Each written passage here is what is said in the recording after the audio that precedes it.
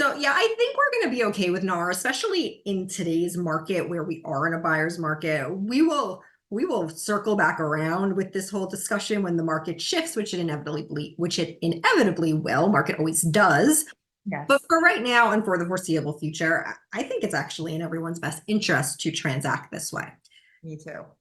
On another note, though, there's definitely a few other things I think that are playing into the slowness of the market. And Yes. I mean, there's no ignoring right now the volatility around the presidential election. No matter what side of the aisle you are on, and I don't want to know, and I don't want to know what side my buyers are on either, or my sellers. Absolutely not. But No. collectively, what I'm seeing, and tell me if you are seeing this as well, everyone wants to say, well, I want to buy or sell, but I need to wait until after the election. And Yes. if history has said anything, like honestly, in my opinion, if you need to buy or sell a house, it really doesn't matter who the president is. Nope. However, in my lifetime, I don't remember such a volatile election cycle. And I am Hasn't wondering been. if we There will hasn't see. been. Yeah. There has There, been? there hasn't been. There has No, been. there hasn't been a more volatile world, I think, ever. I think with everything, like the hurricanes and the strikes and the shootings and the election and the pandemic, and it's like bananas, it's just we're all living it. We all feel it. No one's immune to it. So what do we do with it? That's really what I think. But it is what it is. We can't change it. And the real estate market is what it is, and we can't change it. But people notoriously live in fear instead of acceptance of what is, right? So the world is in fear right now because it's unknown. Everything that's going to happen in the next month. I mean, the election's right around the corner because it's October now, which is insane. Totally. But it's not going to change much in terms of the housing market and especially the interest rates. I can't speak so much for what the housing market's going to do, but I can speak. I've been doing this for decades. I've been through many elections. I've seen interest rates fluctuate during the election, but the presidential election has no significant bearing on what happens at that time with interest rates. It just doesn't. It's based on so many other factors. What it does, though, is it kind of puts the world in a little bit of an upheaval, and the economy changes because of that a little bit. Right. And then there can be immediate fluctuations, not necessarily for the better. And I can give you an example. When it was the Trump and Clinton election, whatever that was, 2016. 2016, I think it was. Yep. I was under contract for the home I own now, and I was on a long contract. It was like 90 days or something crazy.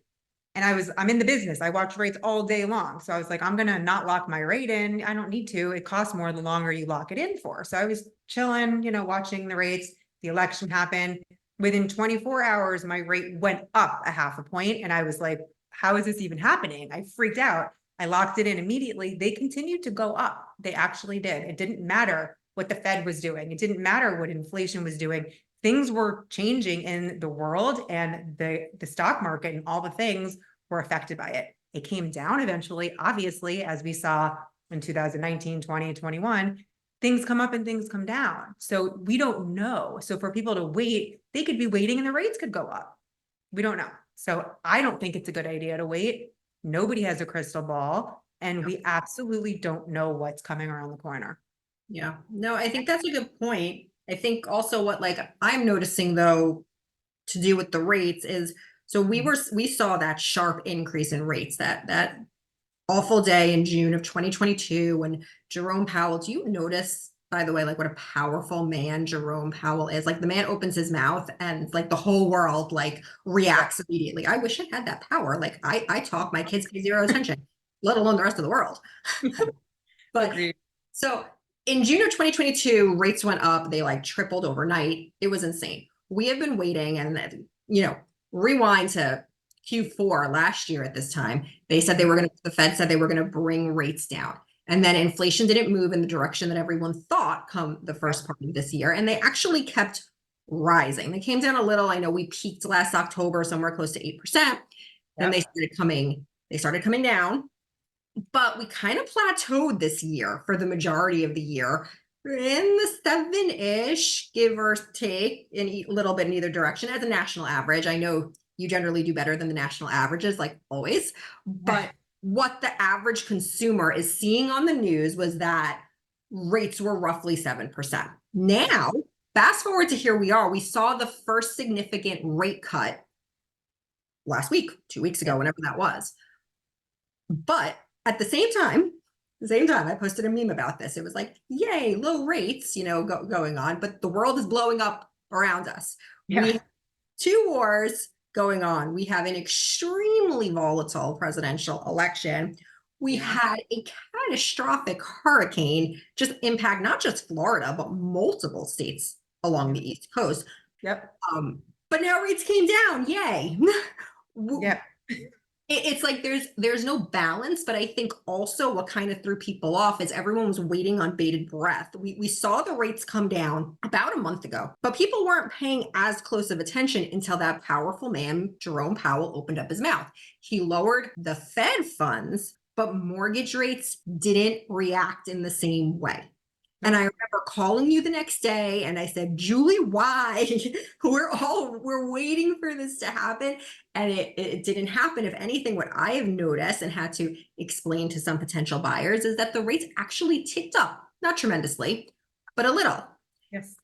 Why is that? It's a great question. So my phone rang all day that next day when rates did tick up. So I think let's clarify. If the Fed cuts the rate a 0.5 point and you're locked in at a 6, it does not mean your rate is now a 5.5. That's what people think, that it means 0.5 point lower in rates. It doesn't mean that at all. The Fed rate, while a little bit correlates to mortgage interest rates, it correlates to rates for so many different things, savings accounts, and I'm not going to name every single one. It does have some effect as the Fed keeps lowering it. But what happens is banks are anticipating, because they had announced it, that the Fed was going to cut the rate in 2024. So banks are ready for that. They're padding their rates at that moment. Everybody knows, not everybody, the consumers don't know. Everybody in my business knows those rates are already in our rate sheets. So that's why the rates came down 5 weeks ago in anticipation for the Fed cutting the rate. So we were already able to take advantage of those rates getting lower. So the Fed meets around 8 times a year. Mortgages move every single day. So when the Fed lowers or raises the rate, it doesn't mean that day or even a week later, you're going to see movement in the rates. The bond market is what influences mortgage interest rates. So if you really want to be rate conscious, follow the 10-year bond every day. See what it opens up and see how it closes at end of business. That's going to give you more of an idea of what the rates are doing at any certain time. Yeah. So, we had a head start when we knew those rates were going to come. The Fed was going to lower the rate. We knew our rates were going to be lower. We took advantage of that. I had buyers that wanted to wait until after that date. I convinced them not to, thank God, because they saved hundreds and thousands of dollars over the life of their loan by listening. Could I have been wrong? Maybe, but I've been doing this long enough to see when the Fed cuts the rate, sometimes the rates do go up instead. So it's more tied, like I said, to the 10-year bond, job reports, inflation reports. If you really want to see those things, I look at them all the time. I'm in webinars. I'm on top of these things. I know when the rates are going to start trickling. Could anything happen in the world to change that? Yes. And it does. They change all day, every day, so there's no real consistent way that anyone could matter of factly give you, they're going to go up or they're going to go down, because no one knows. You don't have a crystal ball. I don't. I wish I did. I do too. Let me ask you this though.